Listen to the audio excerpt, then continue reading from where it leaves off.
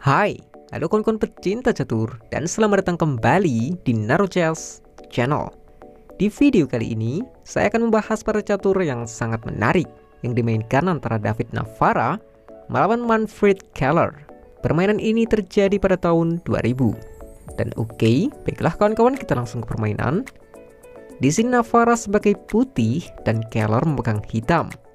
Permainan dimulai dengan E4 dan E5, lalu kuda F3 dan kuda C6. Dilanjut permainan Ruy Lopez, gajah ke P5. Kalian sudah hafal kan? Pion A6 selalu menjadi jalur yang paling sering dimainkan, dan ini hampir selalu diikuti dengan gajah ke A4. Setelah kuda ke F6 menyerang pion, David Navara tetap rokade pendek. Udah sering saya sampaikan ya, jika kuda memakan pion, kan bisa main benteng E1, atau kalau mau lebih brutal lagi ya pion D4. Selain dua gerakan itu, saya kurang rekomendasikan ya. Oke, di sini pion B5 melanjutkan serangan pada gajah, dan gajah hanya bisa ke P3. Lalu gajah B7. Dengan gerakan ini, hitam sekarang bertujuan memakan pion dengan kuda. Oleh karena itu, benteng ke E1 menjaga pion. Melihat benteng yang sudah digeser, gajah gelap langsung ke C5, menekan pion lemah di F2. Navara menjawab ini dengan pion C3. Alasannya akan memainkan pion ke D4. Itu sudah umum ya. Namun di sini Keller memainkan hal yang cukup menarik. Kuda ke G4 kawan-kawan. Mungkin pecatur yang masih baru melihat hal ini biasa saja. Itu malah lebih bagus karena menekan pion lemah di F2 dua kali. Tapi kalian bisa bertanya pada kawan-kawan yang lebih jago dari saya di kolom komentar nanti. Mereka pasti udah tahu karena jalur putih di sini tetap memainkan pion ke D4 guys. Setelah pion memakan pion, udah pasti di sini pion ke H3 kan? Nah, hal ini yang saya katakan menarik tadi. Di sini gerakan terbaik hitam adalah memakan pion guys, mengorbankan kuda. Selain itu saya kurang tahu. Mungkin H5, ya entahlah.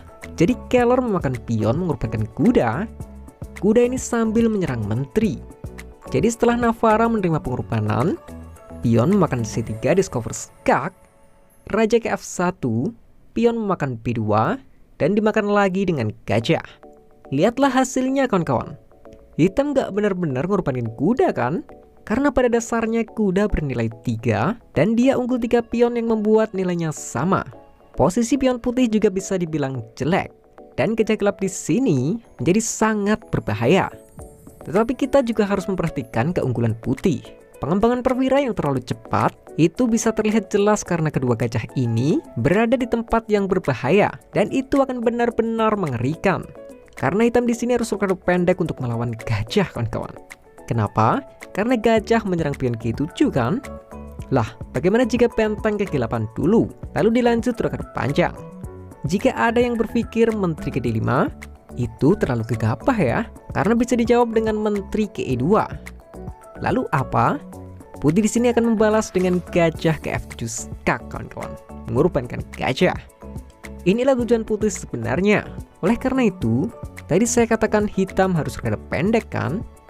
Ya oke, raja memakan gajah, baru menteri ke D5 skak, raja ke F8 menjaga benteng, menteri memakan gajah skak, menteri menutup skak. Putih yang masih kalah pion tentu tidak ingin menteri diadu. Jadi menteri ke F5 skak, menteri menutup, dan menteri memakan pion. Ya, gajah gelap hitam udah nggak ada. Dan dia hanya unggul 1 pion melawan kuda. Saya rasa akan masuk akal jika kita simpulkan putih lebih diunggulkan di posisi ini.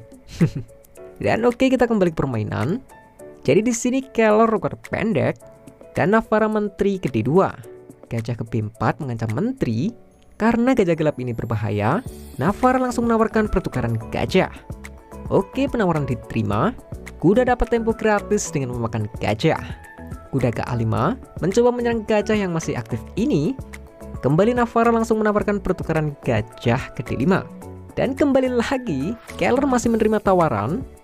Oke, di sini memakan gajah dengan kuda memang bisa jadi opsi, karena sekaligus menyerang kuda dengan menteri. Tapi Navara memakan dengan pion guys, membuat satu-satunya file menjadi terbuka di papan ini. Sekarang kuda ke petak outpost C4 menyerang menteri, dan setelah menteri ke D4, pion ke C5 jawaban dari Keller. Dia mengorbankan pion untuk tempo membawa benteng keluar. Jelas Navarra menerima pengorbanan ini. Oke, sekarang jelas benteng ke-8 menyerang menteri. Menteri kembali ke D4 melindungi kuda dan menjaga petak E3 dan D2 untuk kuda. Oke, menteri ke B6 menawarkan pertukaran memang bisa jadi opsi ya.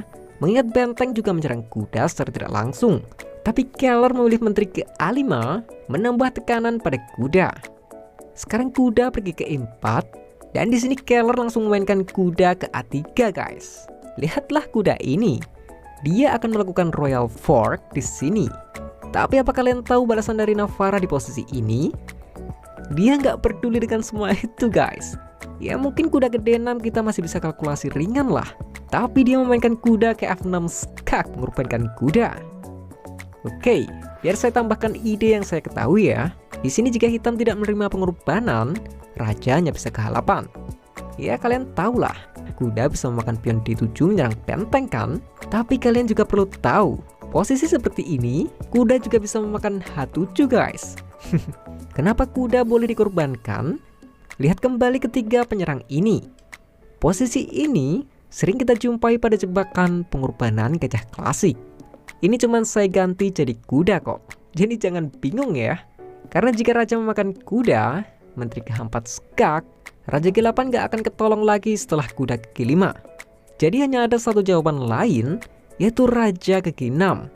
Kuda E5 skak, langkah paksa raja ke F5, menteri G4 skak, lagi-lagi paksa raja ke F6, dan itu akan berakhir cantik dengan kuda kali D7 skakmat guys. Sangat menarik bukan ide dari Navarra ini? Dan oke, kita kembali ke permainan. Jadi pengorbanan ini nggak main-main ya. Keller memutuskan untuk menerima pengorbanan, jelas langsung dimakan kembali dengan menteri. Lihatlah, tujuan putih sekarang adalah benteng ke E5 untuk melakukan skakmat. Itu berbeda dengan benteng D4 ya, yang bisa dibalas dengan benteng ke C5.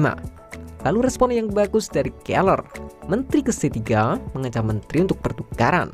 Gerakan ini juga menyerang benteng A agar benteng E tidak ikut-ikutan membantu penyerangan. Tapi lagi-lagi Navarra nggak peduli dengan itu. Dan dia tetap mainkan benteng ke E5 kawan-kawan. Kenapa Navarra berani memainkan ini? Lihatlah pion G dan H. Itu akan sangat aman untuk berlindung raja. Karena gajah gelap udah nggak ada ya. Oke, benteng ke G5 memang skakmat. Tapi sekarang giliran putih. Tentu menteri memakan benteng skak terlebih dahulu. Raja ke F2, menteri memakan pion skak. Dan setelah raja ke G3, hitam nggak bisa lagi untuk melakukan skak. Dan dia harus berpikir untuk melindungi ancaman skakmat ini. Balasan Keller adalah menteri ke C2. Tentu benteng tetap ke G5 skak. Dan setelah menteri menutup skak, di sini memakan menteri hanya akan membuat kemungkinan draw menjadi nyata. Navarra memainkan gerakan yang spesial, yaitu kuda ke H4 kawan-kawan, menyerang menteri dengan kuda. Oke, sedikit saya perjelas. Benteng memakan menteri tadi memang bisa jadi draw, tapi bukan berarti menteri yang memakan benteng juga draw ya. Karena menteri kali menteri skak, raja 8, menteri balik ke F6 skak, raja kembali lagi, dan kuda ke F5. Ada 3 ancaman skakmat yang udah nggak bisa ditanggulangi lagi. Ya, benteng C3 skak, raja H2, dan nggak ada lagi skak. Hitam hanya bisa pasrah. Lalu menteri ke G7 skakmat. Oke, kembali ke permainan. Di sini Keller masih belum menyerah. Benteng ke C3 skak. Sudah saya katakan tadi, raja ke H2, dan ini membuat raja sangat aman. Kini Keller hanya bisa pasrah, menteri akan dimakan dengan kuda. Tapi dia masih memainkan benteng ke C2. Lalu apa gerakan Navarra di posisi ini?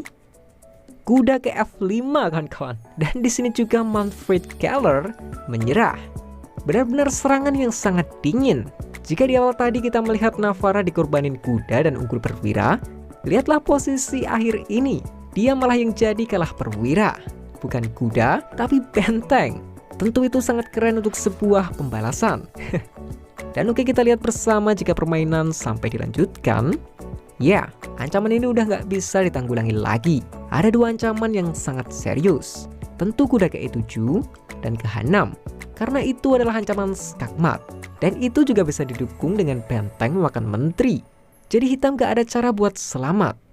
Mungkin diperpanjang masih bisa dikit ya. Benteng memakan pion skak. Raja yang memakan benteng juga nggak masalah kan kawan. Setelah menteri kali benteng skak, menteri kali menteri balik skak, raja dipaksa ke halapan, lalu jelas menteri ke G7 skakmat. Ya, saya pribadi menyukai dan banyak belajar dari partai David Navara ini.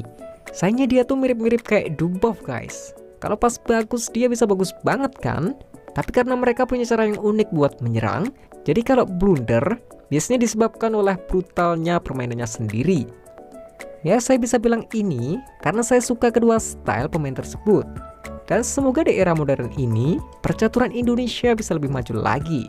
Dan okelah kawan-kawan, sekian dulu video kali ini. Semoga videonya bisa menghibur dan partainya bisa bermanfaat. Dan adanya salah kata, saya mohon maaf. Salam just lovers, terima kasih.